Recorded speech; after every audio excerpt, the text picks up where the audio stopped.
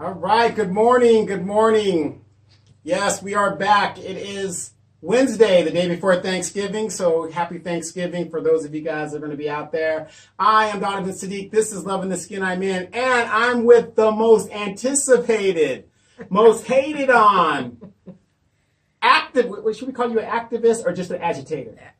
I like activists. Activist. It just depends on how you look at it. How you look at it, right. One person's terrorist is another person's freedom fighter. There you go. I like that. Right, there we go. So welcome to the Loving I'm Skin I'm In. This is DK, who has a show on live Facebook, 3 p.m. Check it out, Pacific Standard Time. I'm Donovan Sadiq. You guys know I like to throw a rock and hide my hand, and I'm going to deny it until I can't deny it. But in the news today, let's delay that real quick. Everybody's getting ready for Thanksgiving. Don't forget to watch the Dallas Cowboys and the Detroit Lions, of course. We know the Texans aren't playing this weekend. That's for my good buddy Al. I ain't watching football. You ain't watching it? Are you still boycotting? Yes. Well, you might as well. The Cowboys aren't winning, so yeah, we might as well boycott. So, Thanksgiving, you got any plans? Yeah, I'm going over my brother and sister-in-law. She's my sister. Mm-hmm. They invited me over. I was just going to stay home. Right. And watch TV. Or not TV, but she's got to have it. This new Spike Lee series. The Spike Lee series on Netflix. No, on Netflix, but okay. Well, for those that are out there, I know everybody's going to be making all of this food and all this gluttony. And then for those of you that are going to eat real quick and then run and get prepared for Black Friday, which is what we talked about on your show. Right. I believe Walmart is opening up at 3 p.m. I just left the 99-cent store, and they're open all day up until, I think, maybe 6 or 7.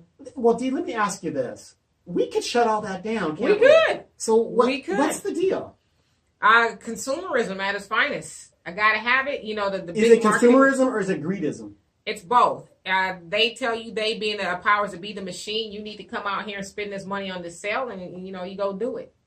Yeah, but, is it really worth a Polaroid TV for $200, 60 inches, and an elbow and an eye. Yeah, and getting a criminal record, right, or maced.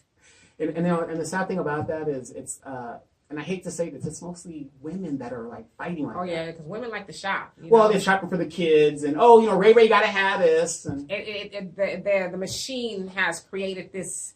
You've got to have it at all costs. Mm-hmm. Even if I got to kill you to get it, or, they had a lady who was macing people. Yeah. She maced them motherfuckers out her way, did you see that one video where the girl had a taser, and she was tasing the girl as she was fighting? It's unbelievable. It's unbelievable.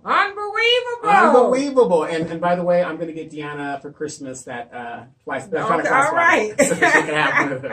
She loves the electronic fly swatter. But in the news today, you guys can believe it. Or not. Actually, in the news, and it just happened a couple of days ago, a 19-year-old girl stood trial, and she was convicted of a triple murder in Memphis, Tennessee. And let me read you a little bit about the story. A Memphis jury has decided the fate of a 19-year-old woman accused of killing 3 people over hair weave. Mm-hmm. Shelby Isaac was found guilty on 2 counts of second-degree murder in the shooting deaths of E.J. Tate, his girlfriend Edwina Thomas, black, and their unborn child in January 2016. WMC Action News, which was what I'm reading from, 5's crew on the scene reported Isaac collapsed as the judge polled the jurors. When the judge, James Lammy, started reading the verdict, Isaac put her head down. As he continued to read the verdicts on the other counts, she was convicted on 5 counts, Isaac fainted and was on the ground for at least 5 minutes as deputies tried to revive her. They finally got her up and out of the courtroom as her family erupted in cries. Some jurors also began to cry. Now, as you know, Dee, I am a long time, and I don't mean to smile because this isn't a funny situation at all. You know what? I know why you're smiling, because I find myself smiling too. It's not that you're smiling at the loss of life. It's not even a smile like happy. It's just like a really? Really. Unbelievable. Unbelievable. It's unbelievable. But I'm also smiling because how many people have castigated me and, oh, you need to stop. How many excuses have I heard about, oh, well, weave is this and that, this. Do you know how many years have I been talking about? You've been talking about weave for a long time, because I saw an epidemic happening and a mental illness happening in our community. There's nothing wrong with weave, whatever it is. But there is something wrong with weave when you wear it 24/7, 365. You're stealing it and getting a criminal record, and now we've graduated to outright murder. Well, did she say, not there's a reason, but I just need to know, what's your defense to going to steal weave and then ultimately killing people over? I'm confused. I didn't really look into the story, but let's continue real quick and read this. During closing arguments Friday, prosecutors told jurors they have a responsibility to uphold justice. She took their life. You've got a job to do. Do it. Find her guilty. Prosecutor Gavin Smith said. Investigators said Isaac set up a meeting with Tate and Thomas, who were the people that were killed. They said she planned the meeting so she could get a refund on hair weave she bought from the couple. So this was these people were starting a business and they were like selling out of their house. Right. They were selling out of their house in bundles. They were selling bundles, whatever. Prosecutor said she knew exactly what she was doing when she brought a gun to that meeting and opened fire on the couple. Jeez.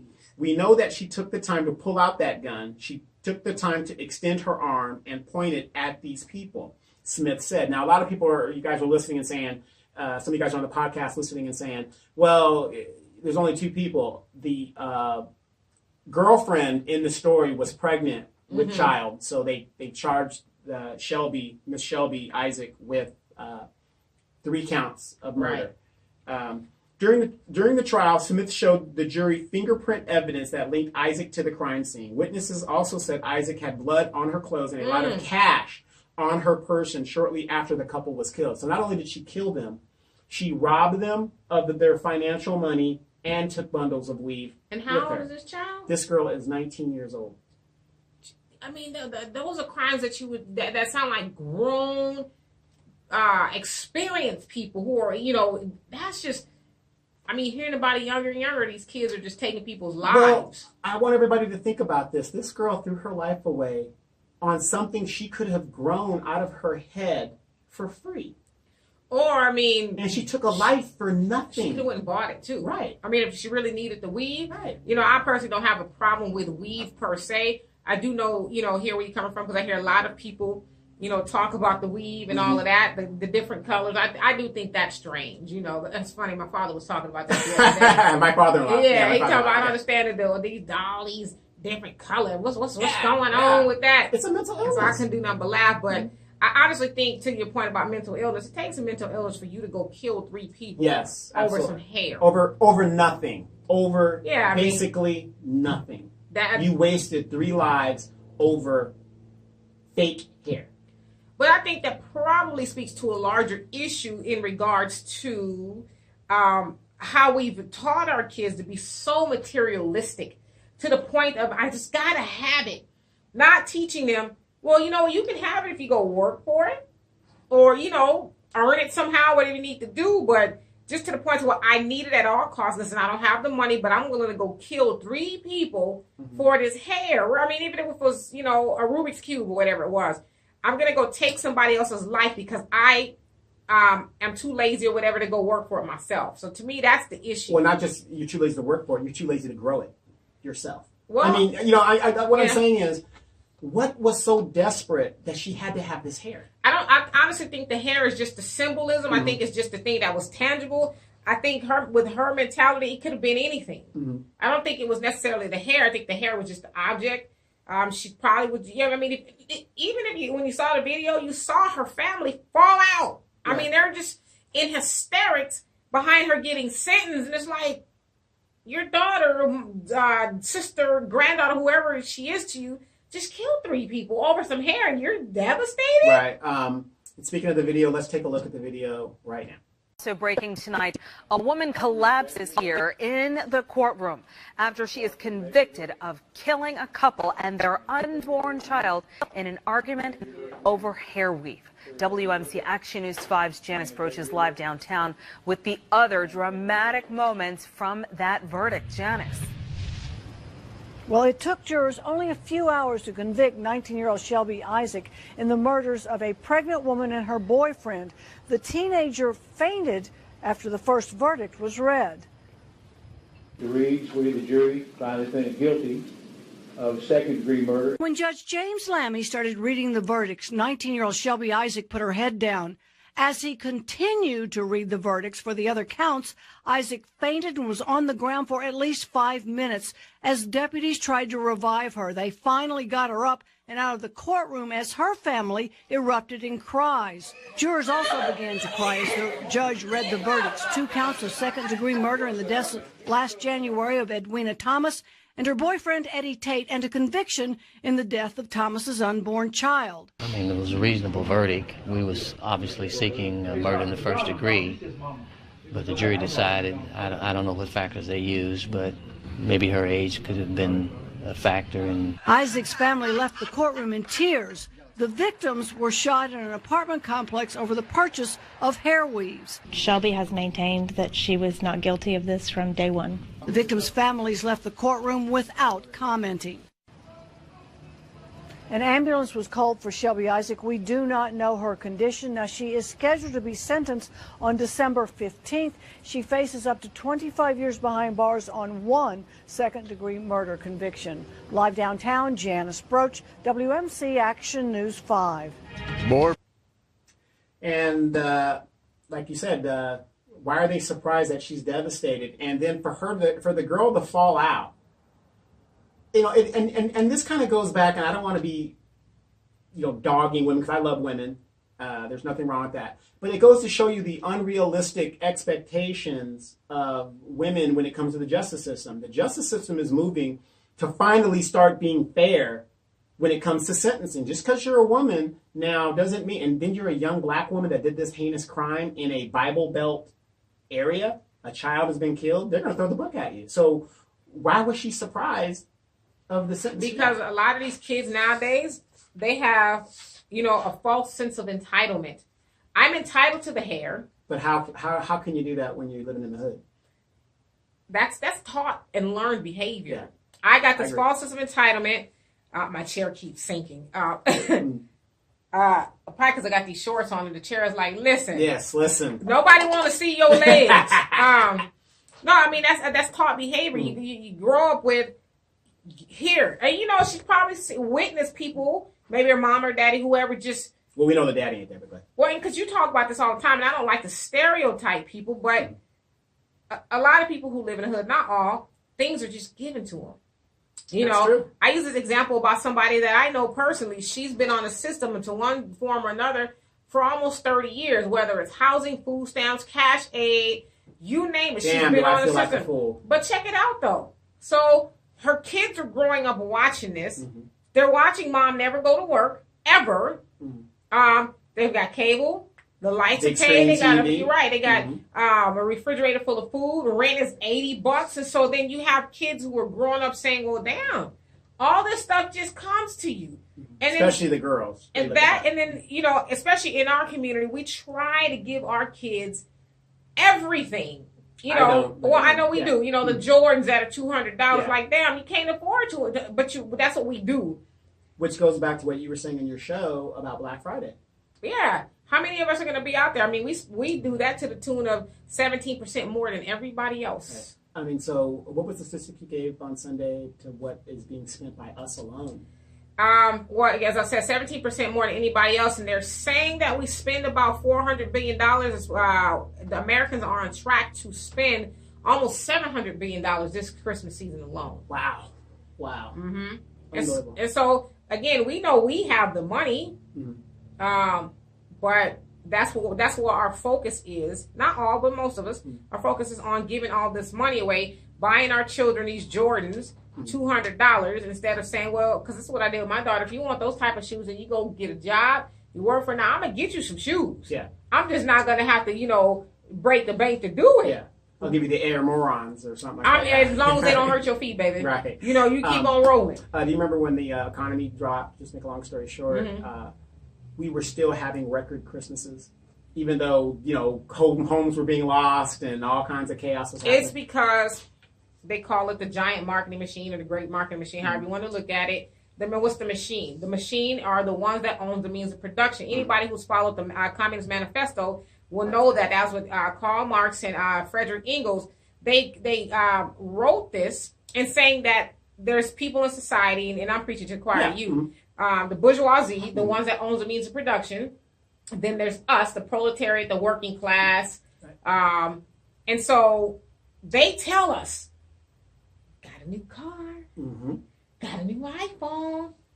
I know you just got one 6 months ago, but you need it. And so we're like sheeple, or, you know, and we just go to, I need it. Like, I don't have TV, but sometimes when I'm over somebody's house and I see the commercials, and I'm like, I see why if you sit up all day long and watch TV, like, damn, I'm hungry. I need to buy a chicken. Right. Yeah, or I need to go get that new makeup or that new shirt, you know.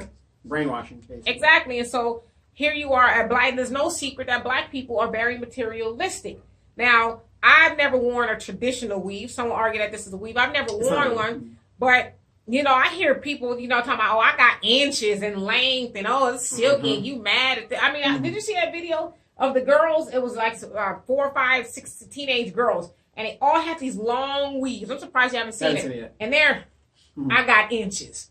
Oh, you hating on me. I got inches. Yeah, all of them. It was brown, black, blonde. It was just, and there couldn't have been no more than 15. See, I come up from the days when y'all used to have that saucer hairstyle. Oh, the bowl haircut, yeah. It's like boom, right. You know, sometimes when you this part set the rollers just right to get that style, okay? Exactly. But so basically, you're saying in this story, basically, that's what probably most likely what's in this girl's mind of entitlement. And, it's just what we teach in our children. But now this girl has ruined her life over some bundles, and some inches. I mean, wasted 3 people's lives over it. Now, on this show, I have shown constantly, especially not on this show, but on my other show, Don the Sadiq Show, where I'm showing what was going on in Houston during the flooding. What were they doing during the flooding? Some people were looting the hair stores. But I mean, come on, it's a natural disaster. You know, Benny, who is on my show on Sunday every Sunday, very knowledgeable brother. But he also he's one that keeps on Facebook too, right? No, that's Jonelle. That's Jonelle. Yeah, but he keeps making a point that we are not well, and we're not. Dr. Joyce DeGruy talks about that in the post-traumatic slave syndrome, and that since we've suffered so much from slavery, we've never healed from that. And so here we are in modern day. We're, you know, it's like if I have this hair, I'm going to be somebody. You know, I'm going to be somebody if I have this hair. You got it. I want it. You know, it's just the whole notion is just weird to me. Well, I don't understand it. Yeah, I understand where you're coming from with that. But what I'm saying is, when this girl fell out, as you saw in the video, I don't know why she's surprised, why her family's surprised. When you have a false sense of entitlement, you're thinking, okay, I got caught killing 3 people, but surely they're not going to send me to jail. Well, and you know, and I'm just speculating here. I'm not from the ghetto. I don't know anything about it. I can't claim I'm street worthy, but I do have common sense, so that does give me a little lift on what's happening. You know, this girl, okay, and I'm going to make this statement. When you're in that environment, and remember I always say this, thugs get more pussy than anybody that I know, and I just don't understand it, where these girls are laying down with these guys, you're living that lifestyle, the guy's got death marks on his face, and you're still dating that guy. Here's a girl that's involved, you know, she knows Ray Ray and Pookie got away with murder. So, you know, what's the big deal? You know, maybe, I'm just speculating, maybe that's what she thought, like, hey, this is how we live, you know, it's whatever. But for you young ladies, this shit's got to stop. And it is not worth throwing your life away on something that is artificial to your existence. Well, and again, I mean, I agree with you, but I think the larger issue is not the hair per se. I think it's really, how does one get in their mind or come to the point of I need to kill somebody for this hair? To me, it speaks to how society has gotten so desensitized. You know, not one person, but you're killing 2, 3. Remember in 1982 where that they had a murder at McDonald's, and like there was like, it's down in San Diego County, I think so, and like it was like I think 7 people got killed. Oh my God! Oh, it was great. Do you know from 1982 up until right now, there's been 38 mass killings or shootings. Oh yeah. Before Charles Manson, who recently died, he killed 7 people. Back in the 60s, that was like outrageous. That was like the worst thing that could and happen. it was also who he was killing. Well, that's true. Yeah. But still, 7 people were killed. And Right. that was like, oh, monster. Right. Now we are so desensitized by these killings and these slayings that it's no big deal. Yeah, like 52 people got killed. Oh, Yeah, okay. well, yeah. I heard Popeyes got the $5 box back. Right. Hey, I'm just going in here to get some zigzags. Yeah. Okay. Right. I mean, we are so desensitized. And our children, it's just, they I have can no imagine source. raising somebody, and then I get the phone call, Miss Coulter, your daughter, we have her in custody for killing 3 people over hair weave. Right. I'd be like, I know you a damn lie. Well, what I would like to wonder is what could possibly be your defense? I'm interested in knowing that. What was her defense? What did she say? And then a lot of young people, and maybe the people that watch this show, I want you to remember this. And I do this a lot. I go out and I take pictures, and you take pictures, and you're on the hill and everything like that. Beautiful pictures. There is no expectation of privacy when you're in public. So I get these people come out, oh, don't take my picture. You need to get me a release. Don't come in. Bitch, get out my face. You know what I mean? I'm trying to give them a lesson. Like, there's no expectation of privacy. You need to get my release. You don't have my permission to take my picture. Bitch, get out my face before you get your ass whooped. Because that's just how it is. You can't come up to me. If you don't want your picture taken, number one, don't ever go up to a photographer, tell them, I don't want my picture taken. Don't take my picture. Yeah, but you're going up to in the lens. But the irony of that is there's cameras everywhere nowadays. Everywhere. So they got her fingerprints. There's probably cameras all over the place during this transaction. I believe it happened in a parking lot. It was a park or something like that. Yeah, park or something like that. But I'm sure they got her on footage. With me. We got you. With me. There's cameras everywhere, so I just don't understand how they think they can get away with this. And I'm quite sure maybe the people's like, yo, we're going to go meet this chick or this blah, blah, blah. We're giving her a refund. We'll be right back. I'm sure there was some sort of phone records. Right. So, yeah, these people aren't very smart. Yeah. And like I said, another story, again, I put the warning out years ago. And I'm not saying, if you want weave, whatever. Basically what I'm saying is a weave is not worth throwing your life away or taking somebody's life. It isn't worth it. It isn't worth it. Yeah, it's weird how people covet the hair. It's sad. I laugh not because somebody was murdered, but it's just like, this is unreal. This has got to be parody. Yeah, no, but I saw this coming. I mean, do you know how many young girls are getting criminal records based off stealing weaves? I'd rather be bald. I mean, I'm serious. It's just I don't understand the whole fixation of it's hair, but Now think about the outrage if it was a Korean person that had got killed, and how they would use that as a stigma of the violence that Black people are perpetrating on other. Yeah, I mean, I just think again, I really think because the weave, she killed people over the weave. Regardless of what color she was, it was going to gain some sort of attention because it's just odd, Did she think that maybe if she had the weave and she's going to jail, she could wear it? You can't wear weave in jail, so I don't know what she was thinking. And then how much money did she? Those bundles cost a lot. No. Yeah. There's no doubt the weaves are expensive, but it is not worth killing 3 people. Like I said, she obviously, this chair is really sinking to the ground. She obviously had other issues. I just think the weed was just the tangible part of it. I think she had other issues. She obviously had no problem with killing people for whatever it is she wanted. I mean, you have people out there like that. Yeah. And it is odd because you do see these children who I will murk you. I mean, remember when we were coming up, bomber jackets. You couldn't wear your bomber jackets. Right. Or not the bomber jackets, the team sports jackets, things, starter jackets. Yeah, the starter jackets. And and God forbid you wore some Nikes or some Jordans, you was getting jumped for that, people snatching your chains, that kind of stuff. But now I'm just going to roll up on you and plot to murder you over some hair. It's just sad. So, very sad thing. Sisters, you guys are beautiful with what you got. Just be patient. It will grow. It will grow. Stop using the chemicals and burning your hair out. It will grow. These hair grows like Underbrush. Yeah, I got a lot of hair under this. This is just easy to do, and I do understand the convenience of, maybe wearing a weave or braids. I understand the convenience of that, but I would never go kill somebody over the convenience of wearing a weave. Now, remember, I would say that what kind of stigma as a woman are you putting in your children's head? So if her mother has been wearing weave, maybe this girl said, I've got to have this because my hair is not good enough. And I don't know if I've ever told you this story. Back in the day, my daughter's probably like 2. I was dyeing my hair, what they called the honey blonde back in the day. And it was, really blonde. It was short. I was wearing the finger waves. And so my other friend, she also, now her hair was like platinum blonde, but she was black like me. And so one day my daughter said, she goes, Mommy, is such and such, I ain't gonna say her name, is such and such white? And I said, no, why would you say that? Right. And she says, because she looks white.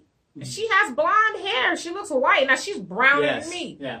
And I said, oh my gosh, to me that was like a light bulb went off. Here I am dyeing my hair. I don't want my daughter to have these false images of who she's supposed to be. So I stopped. In fact, I dyed it back brown, and I've never dyed my hair since.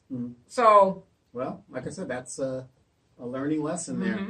Okay, so changing up stories in the news as well. Let's talk about. This kind of runs right into what we've been talking about. I want to talk about that on the next segment. Well, okay, well, we can talk about that in a second. But it kind of runs into... It does. A lot of our segments. I have something we can talk about. What about LeVar Ball and him going back and forth with the president? Well, the president is actually going back and forth with him. Yeah, I really don't want to get into the LeVar Ball thing because it's a waste of time. It's not a buffoonery. The man is obviously marketing his brand. See, I disagree. I mean, I think that he's marketing his brand, but I don't think it's buffoonery. I think, and this is because me and Al really got into a heated discussion over this last night. No, we ain't going to break up. I mean, it wasn't like that. It was just... Maybe you better think about it. No, it was just, to me, for me, it was coming from a sense of frustration because everybody wants, even us, we want this man to bow down. Yeah. He made a good point. How do I know Trump got them free? Right. I was over there. Right. Jack Ma, the billionaire of Alibaba, the owner of Alibaba, paid the bill. Right. And, he has a lot of influence, and UCLA has a lot of influence. Right. So, to his point, how do we know Trump got him? Yeah, right. Especially UCLA, because they, host a lot of their students, and they become doctors and all of that. So, how do I know Trump got him free? And, so everybody's mad. Oh, he should be grateful. He should be this. He should be that. Yeah, no, I'm going to have to agree with you on that. When I'm saying I don't want to talk about LeVar Ball, what I'm saying, I'm not against LeVar Ball. Yeah. I stand with him in what he's saying. Fuck you, Trump. I don't have to give you shit. Even if, let's say, hypothetically, you did do something. Right. Fuck you. You don't leave Americans in jail in foreign countries unless they're black. Right. And to his point, too, he said, well, if he got them free, how come they was over there a week after you left? How come they didn't come home with you?